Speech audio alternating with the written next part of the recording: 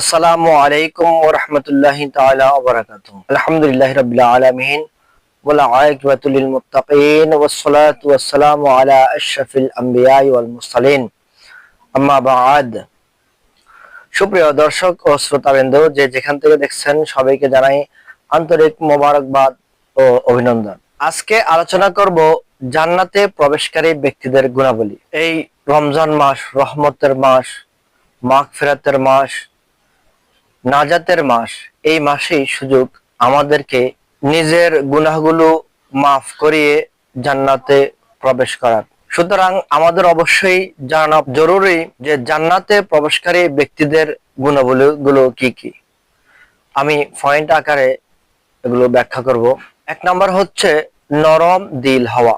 মুসলিম শরীফের 2840 নম্বর হাদিসে পাকের মধ্যে রয়েছে, আন আবি হুরায়রা রাদিয়াল্লাহু তাআলা আনি নবী সাল্লাল্লাহু আলাইহি ওয়াসাল্লাম ইয়াদখুলুল জান্নাতা আকওয়ামু আফইদাতুহুম মিসলু আফইদাতিত তায়র।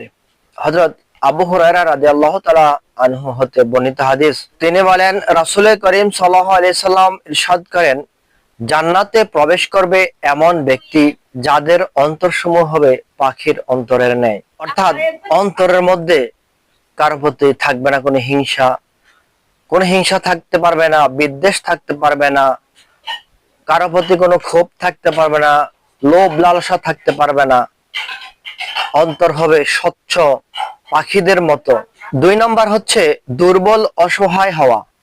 মুসলিম শরীফের 2853 নম্বর হাদিসে পাকের মধ্যে রয়েছে, আন হারিসা ইবনে ওয়াহাব রাদিয়াল্লাহু তাআলা আনহু সামিআন নবী সাল্লাল্লাহু আলাইহি ওয়াসাল্লাম ক্বালা আলা উখবিরুকুম বিআহলিল জান্নাহ ক্বালু বালা ক্বালা সাল্লাল্লাহু তাআলা আলাইহি ওয়াসাল্লাম কুল্লু দাঈফিন মুতাদাঈফিন লাউ আকসামা আলাল্লাহু লা আবাররাহু সুম্মা ক্বালা আলা উখবিরুকুম বিআহলিন নার ক্বালু বালা ক্বালা কুল্লু উতুল্লিন জাওয়াজিন মুস্তাকবিরিন। হযরত হারিসা ইবনে ওয়াহাব রাদিয়াল্লাহু তাআলা আনহু থেকে বর্ণিত, নবী করিম সাল্লাল্লাহু আলাইহি সাল্লামকে বলতে শুনেছেন, তিনি বলেছেন, আমি কি তোমাদেরকে জান্নাতি লোকদের গুণাবলীর কথা বলবো না? সাহাবায়ে কেরামগণ আরজ করলেন, হ্যাঁ ইয়া রাসূলুল্লাহ সাল্লাল্লাহু আলাইহি সাল্লাম, আপনি আমাদেরকে বলুন।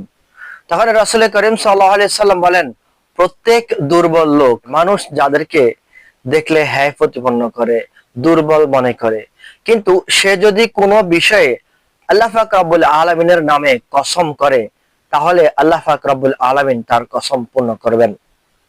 অথবা রাসূল করিম সাল্লাল্লাহু আলাইহি সাল্লাম ইরশাদ করেন, আমি কি তোমাদেরকে জাহান্নামী লোকদের কথা বলবো না? সাহাবায়ে কেরামগণ বললেন, ইয়া রাসূলুল্লাহ বলুন। তখন রাসূল করিম সাল্লাল্লাহু আলাইহি সাল্লাম বললেন, প্রত্যেক ঝগড়াকারী, দুশ্চরিত্র, অহংকারী ব্যক্তি। এই হাদিসে পাক দ্বারা আমরা বুঝতে পারলাম, যাদেরকে আমরা দুর্বল মনে করি, চোখে হ্যায় প্রতিপন্ন করি, মূলত আল্লাহ পাক রব্বুল আলামিন তাদেরকেই পছন্দ করেন, তাদের জন্যই রয়েছে জান্নাত। আর যাদের অন্তরে রয়েছে অহংকার এবং যারা ঝগড়া করে এবং দুশ্চরিত্র, তারাই মূলত জাহান্নামী। 3 নম্বর পয়েন্ট হলো নম্র, ভদ্র ও গ্রহণযোগ্য ব্যক্তি জান্নাতে প্রবেশ করবেন। মুসনাদে আহমদ 3938 নম্বর হাদিসে পাকের মধ্যে রয়েছে, হযরত ইবনে মাসউদ রাদিয়াল্লাহু তাআলা আনহু হতে বর্ণিত, তিনি বলেন, রাসূল করিম সাল্লাল্লাহু আলাইহি সাল্লাম ইরশাদ করেন, হুরিমা আলান নারি কুল্লি হাইয়ানিন লাইয়ানিন সাহিল করিবিন মিনান নাস। অর্থাৎ প্রত্যেক নরম দিল, ভদ্র মানুষের সাথে মিশুক লোকদের জন্য জাহান্নাম হারাম। যাদের জন্য জাহান্নাম হারাম, তারা অবশ্যই জান্নাতে প্রবেশ করবে। 4 নম্বর পয়েন্ট হলো রাসূল করিম সাল্লাল্লাহু আলাইহি সাল্লামের অনুসরণকারী জান্নাতে প্রবেশ করবে। বুখারী শরীফের 7280 নম্বর হাদিসে পাকের মধ্যে রাসূল করিম সাল্লাল্লাহু আলাইহি সাল্লাম ইরশাদ করেন, হযরত আবু হুরায়রা রাদিয়াল্লাহু তাআলা আনহু হতে বর্ণিত হাদিস, তিনি বলেন, রাসূল করিম সাল্লাল্লাহু আলাইহি সাল্লাম বলেছেন, কুল্লু উম্মাতিন ইয়াদখুলুনাল জান্নাহ ইল্লা আবা। অর্থাৎ আমার সমস্ত উম্মত জান্নাতে প্রবেশ করবে, তবে ওই সমস্ত লোক ব্যতীত যারা অস্বীকার করে। ক্বালু ইয়া রাসূলুল্লাহ সাল্লাল্লাহু আলাইহি ওয়াসাল্লাম মান ইয়া আবা। সাহাবায়ে কেরামগণ আরজ করলেন, হে আল্লাহর রাসূল সাল্লাল্লাহু আলাইহি সাল্লাম, কারা অস্বীকার করে? ক্বালা মান আতাআনি দাখালাল জান্নাহ ওয়া মান আসানি ফাকাদ আবা। জবাবে রাসূল করিম সাল্লাল্লাহু আলাইহি সাল্লাম ইরশাদ করেন, যে ব্যক্তি আমার অনুসরণ করে সে জান্নাতে প্রবেশ করবে, আর যে আমার নাফরমানি করে সে মূলত আমাকে অস্বীকার করে। এই হাদিসে পাক দ্বারা বুঝতে পারলাম, যারা জীবনের চলার প্রতিটি ক্ষেত্রে রাসূল করিম সাল্লাল্লাহু আলাইহি সাল্লামের সুন্নাহ মোবারক অনুসারে চলবে, সুন্নাহ অনুযায়ী তাদের জীবন বাস্তবায়ন করবে, তারাই জান্নাতে প্রবেশ করবে।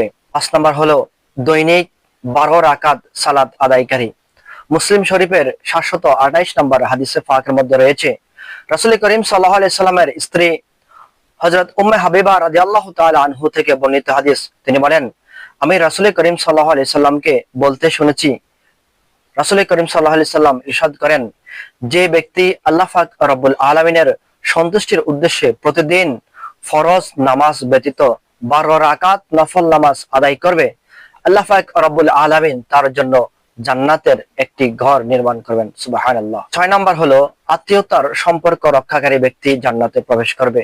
মুসলিম শরীফের 13 নম্বর হাদিসে পাকের মধ্যে রয়েছে, হযরত আবু আইয়ুব রাদিয়াল্লাহু তাআলা আনহু হতে বর্ণিত, তিনি বলেন, এক ব্যক্তি রাসূল করিম সাল্লাল্লাহু আলাইহি সাল্লামের নিকট এসে বলল, হে আল্লাহর রাসূল সাল্লাল্লাহু আলাইহি সাল্লাম, আমাকে এমন কোন আমলের কথা বলুন যা আমাকে জান্নাতের নিকটবর্তী এবং জাহান্নাম থেকে দূরে রাখবে। রাসূল করিম সাল্লাল্লাহু আলাইহি সাল্লাম জবাবে বললেন, তুমি আল্লাহর ইবাদত করো এবং তার সাথে কাউকে শরীক করো না, সালাত কায়েম করো, যাকাত আদায় করো, আর আত্মীয়তার সম্পর্ক বজায় রাখো। যখন ওই লোক ফিরে যেতে লাগলো, তখন রাসূল করিম সাল্লাল্লাহু আলাইহি সাল্লাম ইরশাদ করেন, তাকে যা করতে বলা হলো যদি সে এর উপর আমল করে তাহলে সে জান্নাতে প্রবেশ করবে। সুবহানাল্লাহ। তাহলে এই হাদিস পাক দ্বারা আমরা বুঝতে পারলাম, যে ব্যক্তি আল্লাহ পাক রব্বুল আলামিনের ইবাদত করবে এবং তার সাথে কাউকে শরীক করবে না, নামাজ আদায় করবে, যাকাত আদায় করবে, আর আত্মীয়তার সম্পর্ক বজায় রাখবে, ওই ব্যক্তি অবশ্যই জান্নাতে প্রবেশ করবে। 7 নম্বর পয়েন্ট হলো তাহাজ্জুদ আদায়কারী ব্যক্তি, রোজা পালনকারী এবং অন্যকে খাদ্য দানকারী। তিরমিজি শরীফের 1984 নম্বর হাদিসে পাকের মধ্যে রয়েছে, হযরত আলী রাদিয়াল্লাহু তাআলা আনহু হতে বর্ণিত, তিনি বলেন, রাসূল করিম সাল্লাল্লাহু আলাইহি সাল্লাম ইরশাদ করেন, জান্নাতে এমন কিছু ঘর রয়েছে যার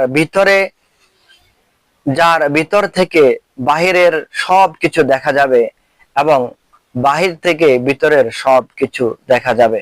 তখন এক বেদুইন ব্যক্তি দাঁড়িয়ে আরজ করলো, ইয়া রাসূলুল্লাহ সাল্লাল্লাহু আলাইহি সাল্লাম, ওই ঘর কার জন্য? রাসূল করিম সাল্লাল্লাহু আলাইহি সাল্লাম বলেন, ওই ব্যক্তির জন্য যে ভালো ও নরম কথা বলে, অন্যকে আহার করায় এবং অধিক পরিমাণে রোজা রাখে, আর যখন লোকেরা আরামে নিদ্রারত অবস্থায় থাকে তখন সে উঠে সালাত আদায় করে, অর্থাৎ তাহাজ্জুদ নামাজ আদায় করে। এই হাদিসে পাক দ্বারা আমরা বুঝতে পারলাম যে সব সময় ভালো কথা বলবে, নম্র ও ভদ্র কথা বলবে, অন্যদেরকে খাওয়াবে, অধিক পরিমাণে রোজা রাখবে, নফল রোজা, ফরজ রোজা, আর গভীর রাতে উঠে আল্লাহ পাক রব্বুল আলামিনের দরবারে কান্নাকাটি করবে, তাহাজ্জুদ নামাজ আদায় করবে, তারাই জান্নাতে প্রবেশ করবে। 8 নম্বরে, যে নারীর মধ্যে এই 5টি গুণ থাকবে সে নারী অবশ্যই জান্নাতে প্রবেশ করবে। হযরত আবু হুরায়রা রাদিয়াল্লাহু তাআলা আনহু থেকে বর্ণিত হাদিস, তিনি বলেন, রাসূল করিম সাল্লাল্লাহু আলাইহি সাল্লাম ইরশাদ করেন, ইজা সাল্লাতিল মারাতু খামসাহা ওয়া সামাত শাহরাহা ওয়া হাসানাত ফারজাহা ওয়া আতাআত বা'লাহা কিলা লাহা আদখুলিল জান্নাতা মিন আইয়ি আবওয়াবিল জান্নাতি শি'তে। অর্থাৎ রাসূল করিম সাল্লাল্লাহু আলাইহি সাল্লাম বলেছেন, যে মহিলা 5 ওয়াক্ত নামাজ আদায় করে, রমজান মাসে রোজা রাখে, স্বীয় লজ্জাস্থানের হেফাজত করে এবং স্বামীর আনুগত্য করে, কিয়ামতের দিন তাকে বলা হবে যে জান্নাতের যেই দরজা দিয়ে খুশি তুমি ওই দরজা দিয়ে প্রবেশ করো। সুবহানাল্লাহ। 9 নম্বরে, ন্যায়পরায়ণ বাদশা জান্নাতে যাবে। 10 নম্বরে, যে ব্যক্তি আল্লাহ পাক রব্বুল আলামিন ও তার রাসূল করিম সাল্লাল্লাহু আলাইহি সাল্লাম এবং দ্বীন ইসলামের প্রতি সন্তুষ্টি জ্ঞাপন করবে তার জন্য জান্নাত ওয়াজিব হয়ে যাবে। 11 নম্বর, যে ব্যক্তি 2 বা 2 এর অধিক কন্যা সন্তানকে লালন পালন করবে সেই ব্যক্তি জান্নাতে প্রবেশ করবে। 12 নম্বর হচ্ছে, যে ব্যক্তি অজুর পর 2 রাকাত নফল নামাজ অর্থাৎ তাহিয়াতুল অজুর রীতিমতো আদায় করবে ওই ব্যক্তি জান্নাতে প্রবেশ করবে। 13 নম্বর, শহীদ নবজাতক শিশু জীবন্ত প্রথিত সন্তান জান্নাতে প্রবেশ করবে। 14 নম্বর, আল্লাহ পাক রব্বুল আলামিনের পথে জিহাদকারী ব্যক্তি জান্নাতে প্রবেশ করবে। 15 নম্বর, মুত্তাকি এবং চরিত্রবান লোক জান্নাতে প্রবেশ করবে। সুপ্রিয় দর্শক ও শ্রোতাবৃন্দ, আমি পয়েন্ট আকারে জান্নাতি লোকদের 15টি বৈশিষ্ট্য আলোচনা করার চেষ্টা করেছি। আসুন আমরা চেষ্টা করি নিজেদের মধ্যে এই বৈশিষ্ট্যগুলো প্রতিপালন করার, যাতে আল্লাহ পাক রব্বুল আলামিনের আরো নৈকট্য হাসিল করতে পারি এবং জান্নাতে প্রবেশ করার সেই যোগ্যতা অর্জন করতে পারি। আল্লাহ পাক রব্বুল আলামিন আমাদেরকে কবুল আর মঞ্জুর করুক। আমিন। আসসালামু আলাইকুম ওয়া রাহমাতুল্লাহ।